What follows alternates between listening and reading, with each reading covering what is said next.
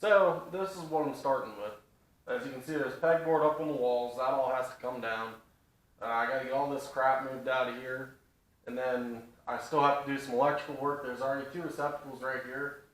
I'm also going to add a 20 amp dedicated circuit to where the miter saw is going to sit, and that's going to be 2 receptacles side by side. So if I want to plug other stuff into it, I can. But yeah, once I get all this stuff out of here, I can start building the shelves once I get the OSB up on the walls. Alright, so now as you can see, I have all the OSB up, the electrical's roughed in, and pretty much ready to start building the shelves. So with the electrical, I have to just put the outlets in, turn power back onto that circuit, and then once that's done, I'm going to start building this lower shelf.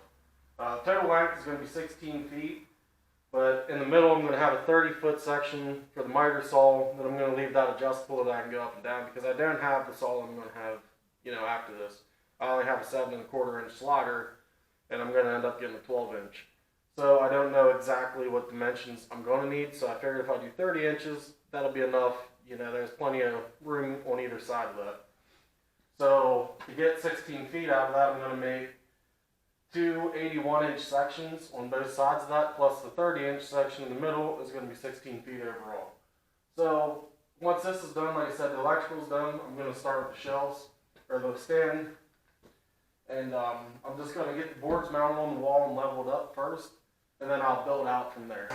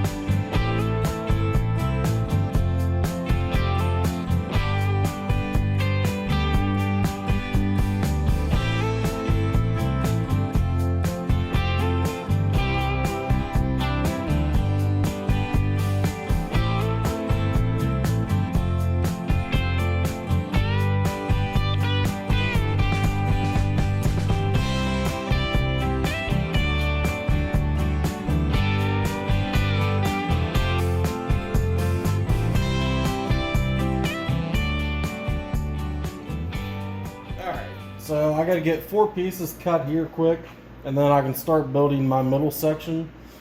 I got to get 2x4s in this section on both sides, then one in the back. And that will allow me to build my center section and then be able to adjust it up and down on them 2x4s depending on what saw I'm using.